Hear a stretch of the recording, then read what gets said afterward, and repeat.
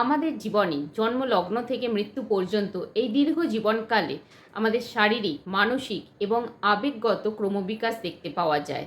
আমরা জন্মলগ্ন থেকেই শিখতে শিখতে বড় হই এবং বৃদ্ধ বয়সে পৌঁছাই। এই শিখন যেমন আমাদের শারীরিক বৃদ্ধিতে সহায়তা করে, তেমনি আমাদের মানসিক এবং আবেগগত চাহিদাও পূর্ণ করে।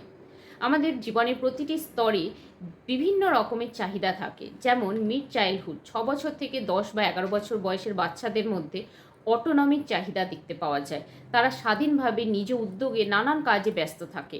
আবার টিনেজ বা অ্যাডোলেসেন্সের চাহিদা থাকে আইডেন্টিটি, সমাজে নিজেদের পরিচিতি তৈরি করা।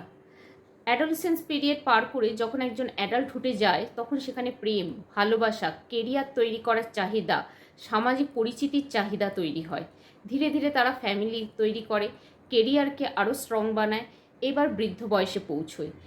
এই যে জীবনের এতগুলো স্তর, সেখানে শারীরিক, মানসিক এবং আবেগগত চাহিদা পূর্ণ হচ্ছে বা হচ্ছে না, তার উপর নির্ধারণ করে আমাদের ব্যক্তিত্বের চারিত্রিক গঠন। এই স্তরগুলিকে আমরা বিশদে জানতে পারি এরিকসন, ফ্রয়েড, পিয়াজের থিওরি থেকে। আমাদের জীবনে সাইকোলজিক্যাল প্রবলেম, সাইকোলজিক্যাল ডিসঅর্ডারগুলি কেন হয়, তার জন্য এই স্তরগুলির ভূমিকা খুবই গুরুত্বপূর্ণ। এই স্তরগুলিকে বিশদে জানতে হলে আমাদের WBCS এর অপশনাল সাবজেক্ট সাইকোলজির অনলাইন ক্লাস জয়েন করো।